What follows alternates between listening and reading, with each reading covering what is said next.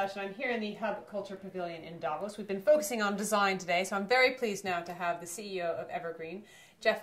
Tell me a little bit about what you're doing in Evergreen with design, with the environment.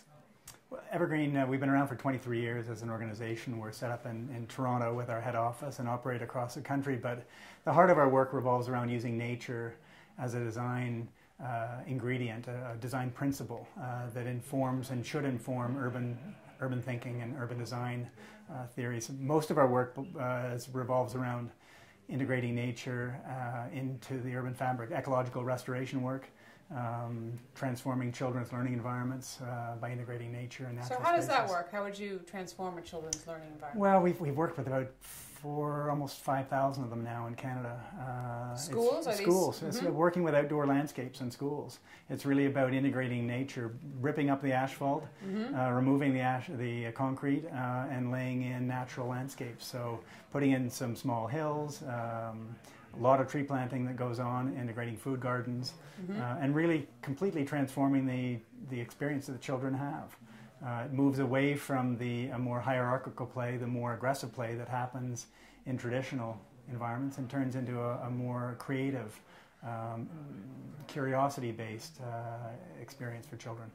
So what have you learned from that you're taking into other aspects of your design work? Yeah, it's interesting. The early work and the continuing strong work we have with school landscapes and school properties has really expressed almost a microcosm or a small-scale idea that we're now migrating into the larger landscape of cities in general, and really using nature as the design principle for urban landscapes in their entirety. We have a huge project that we're leading right now in Toronto. There's a 27,000-acre ravine system, river system that flows through the city of Toronto. It's actually the largest ravine system of any city in the world, almost double the next largest.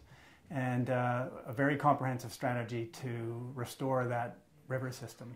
So are these currently running underneath the city? Well, some of them run underneath the city, and there's strategies to daylight these rivers. But they're also channeled in areas and really confined by urbanization. And so the chance now we have, the opportunity we're building right now with the city is to open them up, really integrate them into the city, open up access points, recreational corridors, wayfinding throughout them to really make them part of the urban fabric. They have been a dumping ground for the city for the last 150 years. And what do you think the opportunity is that you have with that? I think the big opportunity is just to change the way people think about nature. Nature historically has been pushed to the edges, pushed to the margins. Certainly in Canada, the whole idea of conquering nature was about clearing your path, clearing your little acre in the landscape. And what we're actually talking about is bringing it back into the city. So bringing wild spaces back into the city. Some people worried about deer and coyotes in the city, and in fact that's happened. Right in front of our property, 5 minutes from the downtown core of Toronto, a deer was killed on the road, on a city road, and it was all over the newspapers as this, what are deer doing in downtown Toronto? In the backyard of my home, about a year and a half ago, was a deer. Right in the middle of the city, and people were talking about the fact that the restoration of the corridors, these urban landscapes, is bringing wildlife back in. So some people complain, some people love it.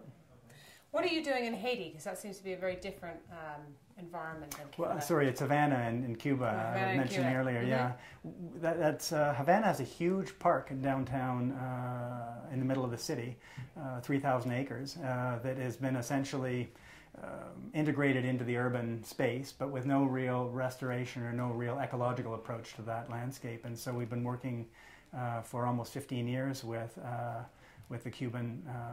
our Cuban partners to restore the ecology of this urban park and really, again, celebrate nature in the city. Fantastic. Thank you so much for stopping by the Hub Culture Pavilion here in Davos, and I'm Edie Lush.